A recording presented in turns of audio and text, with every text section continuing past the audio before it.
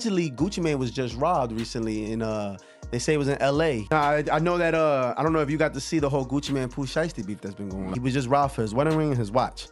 And they say Pooh Shiesty might allegedly have something to do with it, but they're not sure. But apparently him and Pooh Shiesty had a meeting in LA, and the meeting was over Pooh Shiesty trying to get off the 1017 label.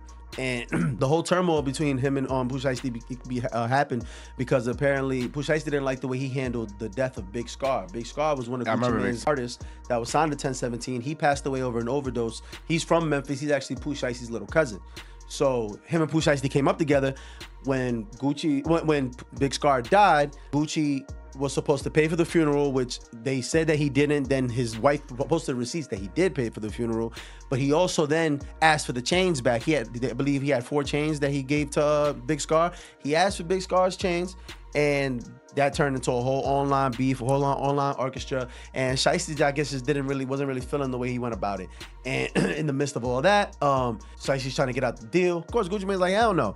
And apparently it was like one of those Vanilla Ice Suge Knight situations where Pooh Shiesty pretty much walked in there and was like, yo, look, you gonna sign this shit. We gonna make sure you sign this shit. And apparently Shiesty was with some people and they made him sign it over. And then after they left, they say within minutes, a group of alleged some gangbangers rolled in there and relieved Gucci Mane of some jewelry. Now, I don't know how true that is, but it's been a rumor that's going up left and right. Nobody's been there to really say that it didn't happen, but they're also saying that Shiesty's trying to sign a Yo Gotti. There's a $10 million deal that's already been sitting. They said Gucci punched one of them and they shit, you feel me? So, ain't no telling. I don't believe Gucci just sit there and just let a nigga do something to him. You know what I'm saying? Over the scar, I understand everything, but they say Gucci supposed to punch one of them and they shit. And his ring fell off in his watch, like, bro, and he picked it up. So I don't think it was like a robbery, like, nigga, give me that shit, you know what I'm saying? It was a scuffle, it was going down, and then he lost his pieces. Did you see that he responded to the whole GD situation? You know, a while ago, Durk did a song with Pooh Shiesty called Should've Ducked. And this song, from what I heard, has led to Pooh Shiesty having some problems in prison. So, what did you think when you first heard the song? And how'd you feel about Pooh Shiesty being on that song? Pooh Shiesty and Chop It Gang ran down on Gucci Mane, relieved him of some of his possessions, and basically forced him to sign a contract releasing Pooh Shiesty from 1017. I had people hitting me up saying some of Gotti's people are the one who did this. When you listen to the FDO song, he's shouting out Yo Gotti. If you're signed to Gucci Mane, you are not showing Yo Gotti love. That means it was a sneak attack. Let's just say maybe Gucci made arrangements to come to Dallas. Let's say that. Yeah. Pooh's in Dallas, I'm gonna book some studio time. Yeah. We gonna get it in. Hey, Pooh them at the door, let them in. They come in, right? It had to be some shit like that. Gucci wouldn't have been anticipating the problem. It wouldn't have been that easy. I feel like the signing artist part of Gucci's life is over. But bro, what's really gonna be over is Pooh Shiesty's career. Yeah. He's gonna put his on the shelf. Y'all going on the shelf, boy. So I don't know what's going on with the Gucci Mane and Pooh Shiesty thing. I like Pooh Shiesty. I like his music. You feel me? I like a lot of Memphis niggas. They act like me when they get on that type of time. So you know, I don't know, man. Gucci Mane ain't out here starting problems with nobody creating. So if a person take upon themselves to go here and violate this man and publicly get on social media and try to whatever, I'ma pray for you. I'ma pray for all of you, because at the end of the day, how we gonna grow still stuck in this poor nigga mindset? Gucci Mane, if you watching it live, hopefully people tag you up under this right here, Gucci. If you watching this, let me tell you something, man. You continue to be a better man. Whatever the case is, you continue to ignore whatever they talking about. You continue to take care of your beautiful wife and your kids, and you live your life, my guy. You feel what I'm saying? Forget a reputation. Forget whatever anybody gotta say. Because the moment you feel that, you know the feds is waiting. You know the devil is waiting. You can't beat them like that. You beat people with success. You gonna be more successful. 1 minute, Gucci Mane is living the picture-perfect rap mogul life. Married, respected, ice everywhere. Then suddenly, his artist is gone, his wedding ring is missing, his luxury watch is nowhere to be seen, and the internet is whispering about a setup that came from inside his own camp. And this wasn't some random street situation or clout-chasing rumor. According to street sources, this was personal, calculated, and rooted in something that happened months earlier, when one death quietly fractured everything behind the scenes. Because what really brought this situation to a boiling point wasn't money, contracts, or music. It was loyalty, respect, and a funeral that some people say was handled completely wrong. And once that line was crossed, there was no going back. But to understand how Gucci Mane ended up in this position, you have to go back to a loss that shook Memphis and changed Pooh Shiesty forever. Big Scar wasn't just another artist on 1017. To the public, he was the next star out of Memphis. But behind the scenes, he was much more than that to Pooh Shiesty. They didn't just come up together musically, they grew up together. Same neighborhoods, same struggles, same grind. That type of bond doesn't disappear when the cameras turn on. If anything, it gets stronger. So when Big Scar passed, it wasn't just a tragic loss for the label, it was a personal one for Shiesty, the kind of loss that leaves a permanent mark. And in street culture, moments like that reveal who people really are. That's when expectations quietly formed. Because in the streets, when someone like that passes, the boss is supposed to step up. Not as a businessman, but as family. And according to people close to the situation, that's where things started going left. But the public didn't hear any of that at first, because the family stayed quiet until they didn't. Months after Big Scar's passing, his family finally spoke out. And what they said caught everyone off guard. They claimed Gucci Mane only sent $10,000 toward funeral expenses. To outsiders, that might sound generous, but in the streets, and especially considering Gucci's status, it landed very differently. The family felt disrespected. They believed Big Scar deserved a proper send-off, not something rushed or underfunded. His sister made it clear she wasn't satisfied, saying her brother was worth far more than what was sent. What made things worse was the comparison. Gucci Mane is a multimillionaire, known for luxury, known for excess. So when fans heard about the amount, they started asking uncomfortable questions. Social media slowly turned up the pressure. People weren't yelling yet, but they were watching, and Pooh Shiesty was watching too, because to him, this wasn't about numbers.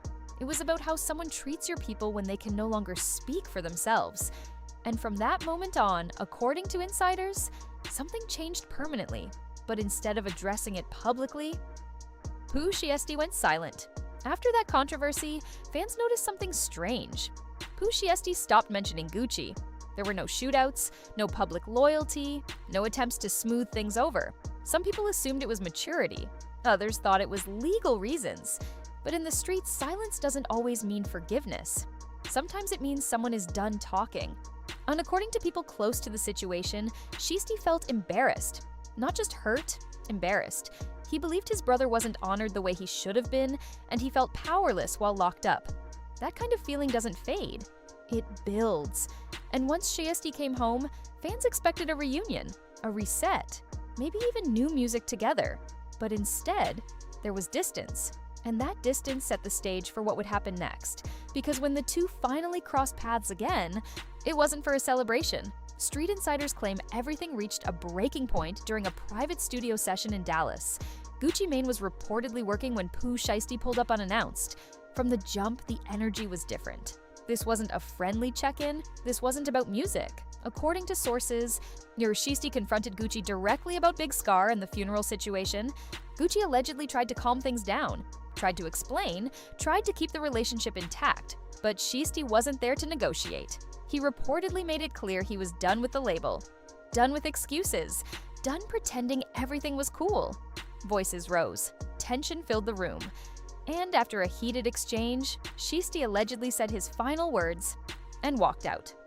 What Gucci didn't know at the time was that this meeting wasn't the main event. It was just the distraction. While the confrontation was happening inside, something else was allegedly unfolding outside the building.